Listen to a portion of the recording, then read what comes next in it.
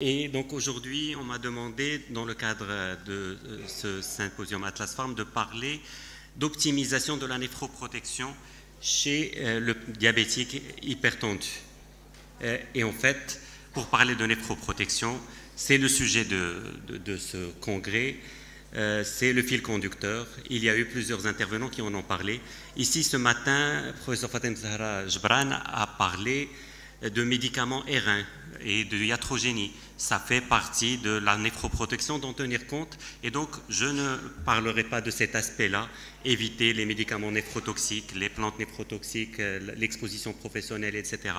Je ne parlerai pas non plus de tout ce que ces orateurs hier ont abordé avec brio en parlant ici de différents aspects en passant de l'épidémiologie à l'histologie ou à des mesures nutritionnelles. J'essaierai d'être complémentaire pour éviter la redondance et donc je parlerai d'optimisation de la néphroprotection chez le diabétique hypertendu d'un certain point de vue complémentaire.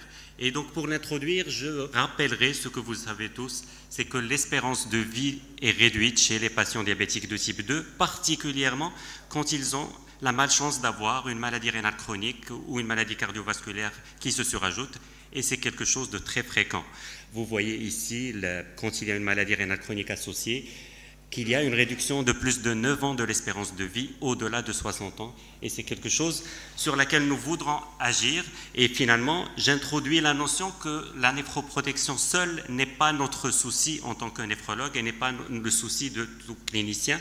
La néphroprotection n'est qu'une partie de la prise en charge globale de nos patients diabétiques de type 2, prise en charge, quel que soit le mode de prise en charge et dans n'importe quel secteur.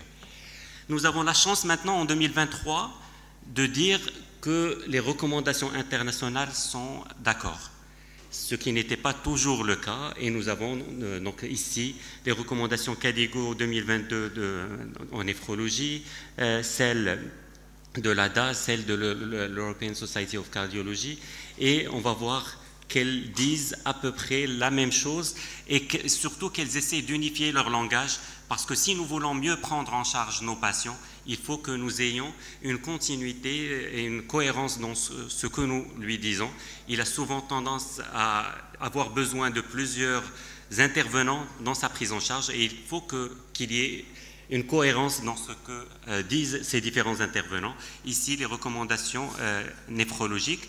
Et ici, le chapitre 11 des recommandations de l'ADA, et finalement, on y retrouve beaucoup d'éléments communs aux recommandations néphrologiques et depuis très peu, fin août 2023, les recommandations de la Société européenne de cardiologie chez les patients diabétiques. Et vous voyez un chapitre 9 qui vient d'être introduit, celui du diabète avec maladie rénale chronique, dans des recommandations de cardiologie.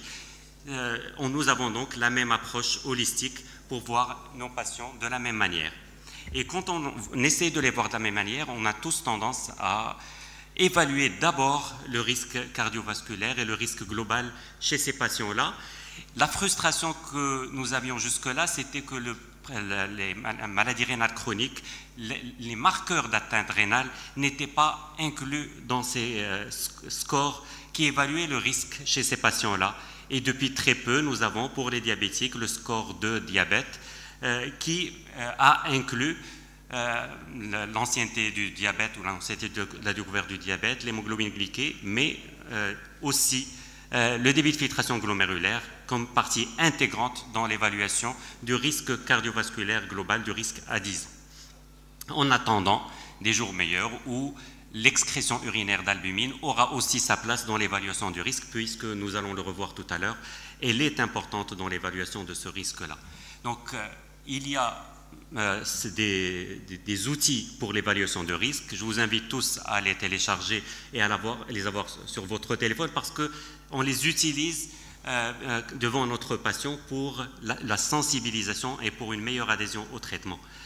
Quand on commence l'utilisation de ces applications, on se rend compte d'abord que le Maroc est dans la zone rouge et que c'est le premier critère qu'il faut introduire. Nous avons, du fait de notre localisation géographique et de notre population, un risque supérieur à toute l'Europe au-dessus, que vous voyez en vert ou en jaune.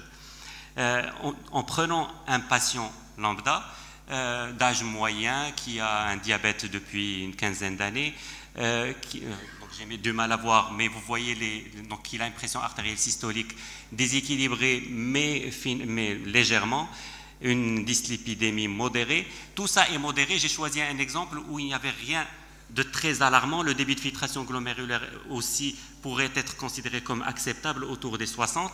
Et ce patient-là a un risque de 25% d'avoir un événement cardiovasculaire majeur dans les 10 ans.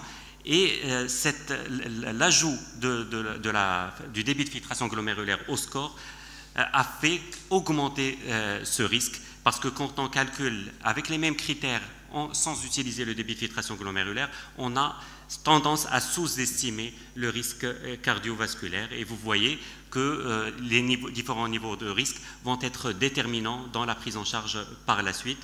Ici, chez ce patient-là, nous sommes à très haut risque, puisque nous sommes à plus de 20% de risque cardiovasculaire à 10 ans. Et cette stratification est très importante. Vous voyez qu'au début de l'arbre décisionnel, nous avons aussi les TOD, donc l'atteinte des organes cibles, et en bas, ce qui correspond à l'atteinte des organes cibles du point de vue rénal, et c'est très large. C'est très large, on va le voir ici. Tous ceux qui sont au-dessous de cette ligne, c'est-à-dire au-dessous d'un débit de filtration glomérulaire à 45 ml par minute, sont donc dans cette catégorie d'atteinte des organes cibles. Tous ceux qui sont à droite de cette ligne, c'est-à-dire qui ont une excrétion urinaire d'albumine supérieure à 300 mg par gramme ou 300 mg par 24 heures, sont dans cette catégorie. Ceux-là aussi sont dans cette catégorie, bien qu'ils aient un débit de filtration glomérulaire acceptable, mais au-dessous des 60. Et ceux-là, on a tendance à les classer à haut risque ou ayant une atteinte des organes cibles lorsqu'il y a autre chose d'associé, en dehors de l'atteinte rénale, notamment une atteinte neurologique par exemple. Donc vous voyez que dans ce tableau-là, qui va nous servir de référence, l'atteinte des organes cibles, l'atteinte rénale est considérée comme une atteinte des organes cibles dans la majorité des cas, tout ce qui est rouge, orange et même une partie du jaune que vous voyez ici. Mais pour parler le même langage, j'insisterai sur un fait. Le débit de filtration glomérulaire est un élément important. Vous voyez qu'on classe les patients de grade 1 à grade 5 selon le débit de filtration glomérulaire. Nous avons depuis plusieurs années maintenant un sous-type des grades 3, 3A et 3B. C'était fait parce que le pronostic des patients qui ont un débit de filtration glomérulaire entre 45 et 60 n'est pas le même que celui des patients qui ont un débit de filtration glomérulaire entre 30 et 45. Et pour ne pas chambouler toute la classification et pour garder les mêmes stades, les mêmes grades, il a été introduit un grade 3A et un grade 3B.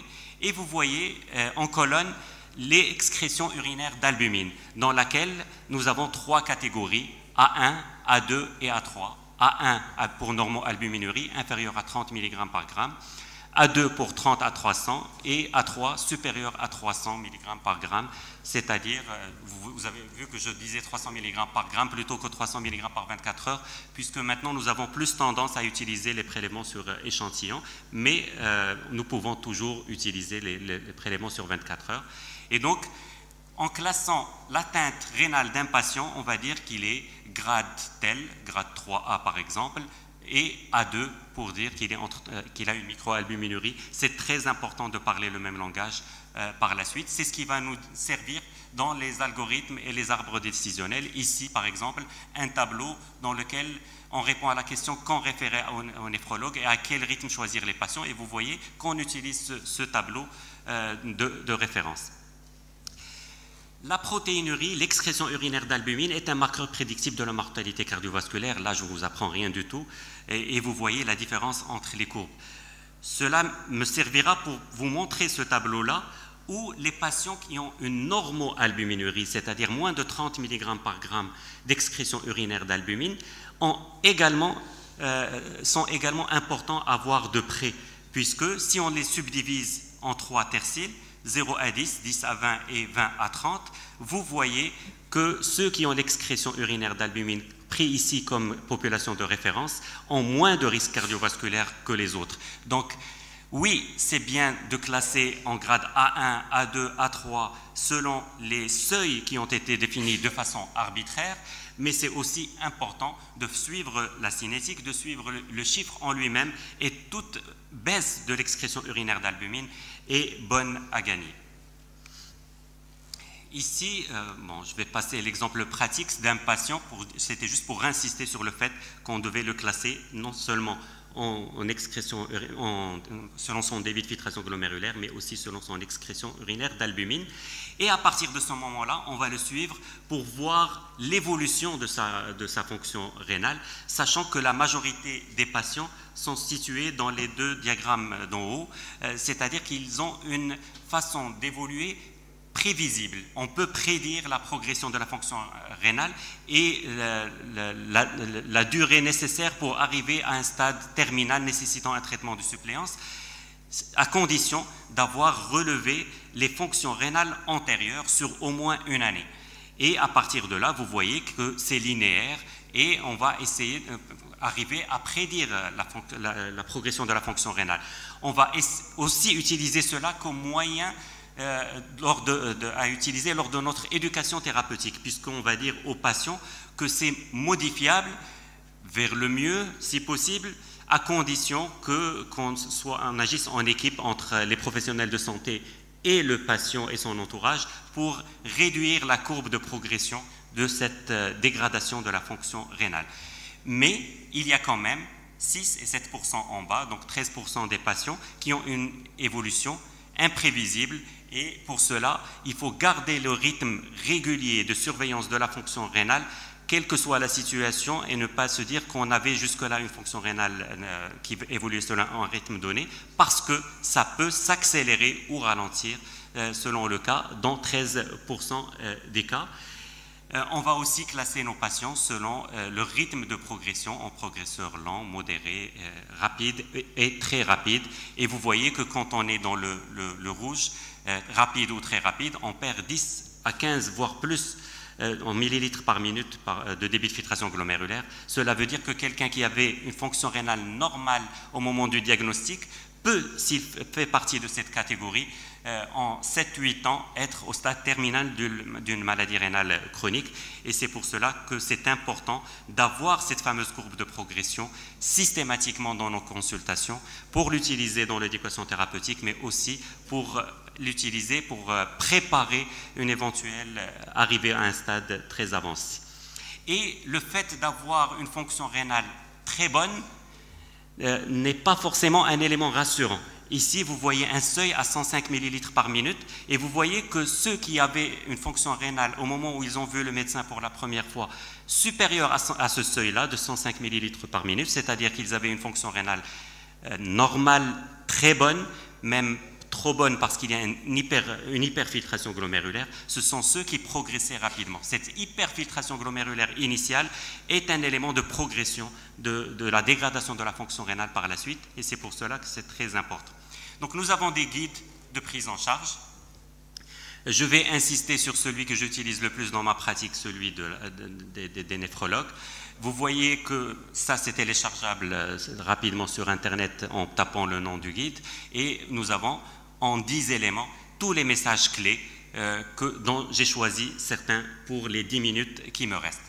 Le premier message dans ces guides, c'est que la prise en charge doit être globale. Et ça, je l'ai dit et répété. Et on insiste dessus, il faut évaluer le risque cardiovasculaire, il faut une prise en charge globale, il faut insister sur le mode de vie. Et je pourrais continuer ainsi en disant beaucoup de recommandations avant de parler à mon patient qui est en consultation de néphrologie de la prise en charge spécifique sur le plan rénal, parce que c'est l'affaire de tous et il faut prendre en charge le patient dans sa globalité, et ça, je suis sûr que c'est ce que vous faites. Après, on passe à cette fameuse pyramide dans laquelle il y a une base de la pyramide où il y a les essentiels. C'est comme, pour ceux qui l'utilisent, la pyramide de Maslow, où on a les rythmes, ce qui est nécessaire, le basique en bas, et bien sûr, l'hygiène de vie, la diététique, etc., c'est quelque chose de commun à tout le monde. Je vais insister par la suite dans ce qui me reste, sur certains médicaments qui font partie, le pointeur ne marche pas, donc sur le vert en deuxième position, et vous voyez la metformine, les inhibiteurs de SGLT2, le blocage du système rénine-angiotensine-aldostérone et les statines.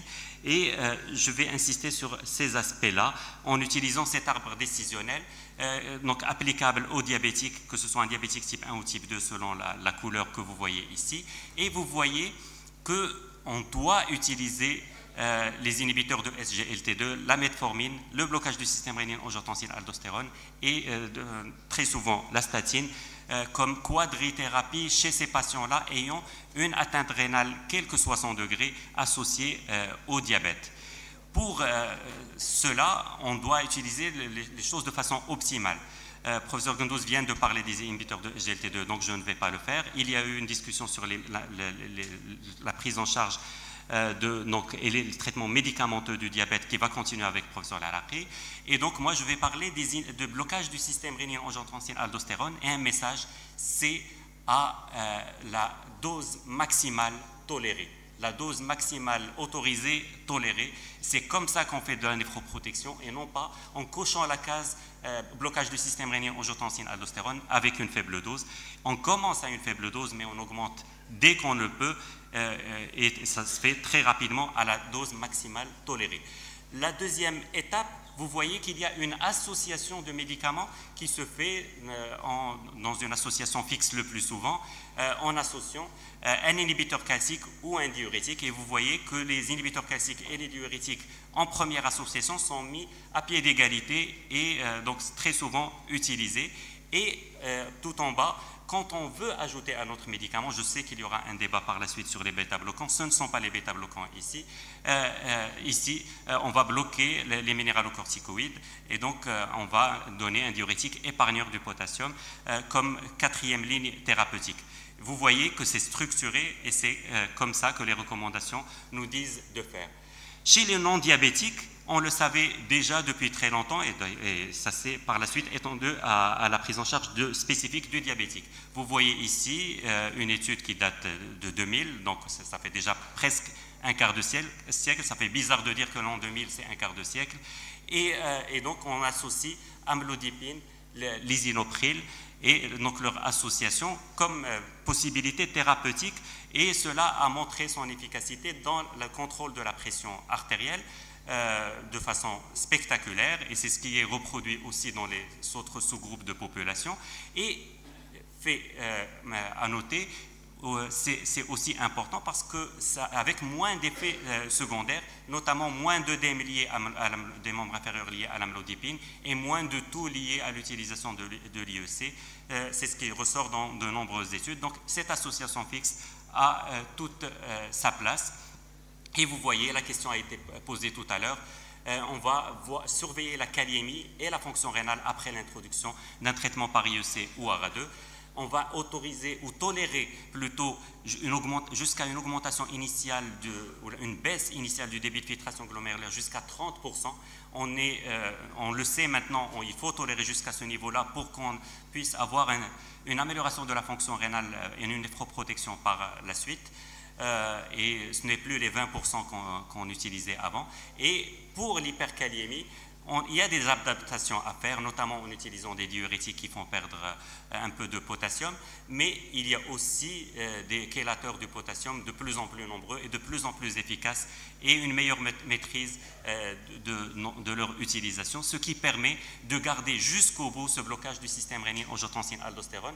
Je peux vous dire que même chez les dialysés, quand ils sont en dialyse péritonéale, on essaie de garder une fonction rénale résiduelle, même à des chiffres très faibles, et on continue le blocage du système rénine-angiotensine-aldostérone, même lorsqu'ils sont mis en dialyse, dans la dialyse péritonéale. Ici, ce sont les recommandations. Vous voyez qu'elles sont de haut grade, et on nous dit encore une fois d'utiliser la dose maximale tolérée. Les recommandations cardiologiques, j'ai entouré encore une fois ce même message, mais le dernier message en bas est pour moi également important. On cherche à bloquer ce système rénine-angiotensine-aldostérone. Ça se fait en augmentant la dose, mais pas en associant. Et donc la dernière recommandation en bas, encadrée, dit qu'il ne faut pas associer 2 bloqueurs du système rénine-angiotensine-aldostérone. On l'a fait à un certain moment, et en milieu néphrologique, on ne le fait maintenant que dans des situations bien précises, dans certaines glomérulopathies primitives qui ne répondent pas au traitement de première intention. Bien sûr, on va donner le blocage du système des inhibiteurs de SGLT2, on va donner des inhibiteurs de SGLT2, je ne vais pas insister, et on va donner des antagonistes des récepteurs, des minéralocorticoïdes, notamment la finérénone. Je passe pour passer quelques messages pour aller plus loin. J'ai dit au début que nous raisonnions de la même manière. Nous avons maintenant les mêmes recommandations. Et même pour aller plus loin, nous pourrions aller plus loin en utilisant les uns les autres des marqueurs que nous avions l'habitude de voir comme des marqueurs utilisés par d'autres spécialités. J'ai choisi ceux utilisés par les cardiologues ici pour montrer que de nombreux éléments, de nombreux marqueurs utilisés en cardiologie sont des marqueurs de progression de la fonction de la maladie rénale diabétique, puisqu'il faut dire maladie rénale diabétique et non pas néphropathie diabétique. Et on va le voir ici à travers le pro-BNP par exemple, NT-pro-BNP, comme marqueur de progression de l'atteinte rénale.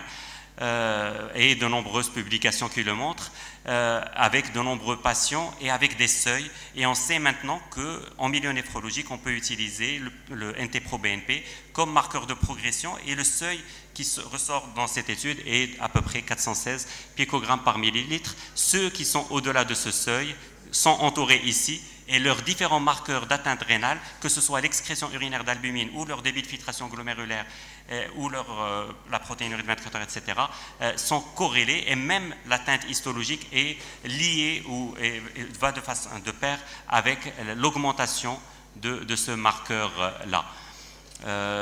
Je terminerai par utiliser un autre marqueur, cette fois-ci clinique, c'est l'index de pression systolique.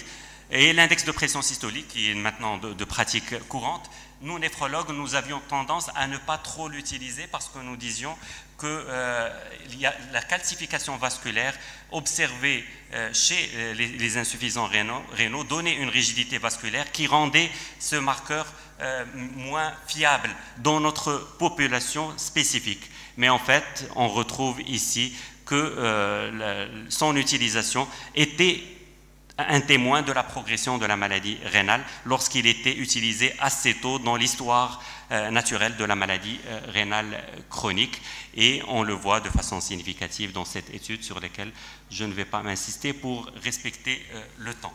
Finalement, pour conclure, optimiser la néphroprotection chez le diabétique hypertendu, parce que la majorité des diabétiques sont hypertendus, 54% d'entre eux, on doit utiliser les recommandations internationales qui sont maintenant uniformes. En milieu néphrologique, nous sommes maintenant en phase d'actualisation des recommandations de bonne pratique médicale, les fameuses RBPM, avec des ALD spécifiques. Et l'une des nouveautés qu'on cherche à introduire dans la ALD 17, celle de prise en charge de l'insuffisance rénale chronique terminale, c'est de l'élargir et qu'elle ne soit plus réservée à la terminale et qu'elle tienne compte de toutes ces nouveautés. J'ai mis aussi les numéros des ALD, affection de longue durée, numéro 9 pour l'hypertension artérielle sévère, en espérant qu'elle sera aussi élargie pour inclure les hypertensions artérielles dans leur globalité et non plus les sévères, et l'ALD 14, celle consacrée au diabète dans sa globalité. Je terminerai par mettre une photo, parce que c'est toujours une fierté de venir ici et un plaisir. Et j'ai eu le plaisir de revoir les collègues de FES, que je revois à chaque réunion de l'ADN, et c'est un vrai plaisir. Merci.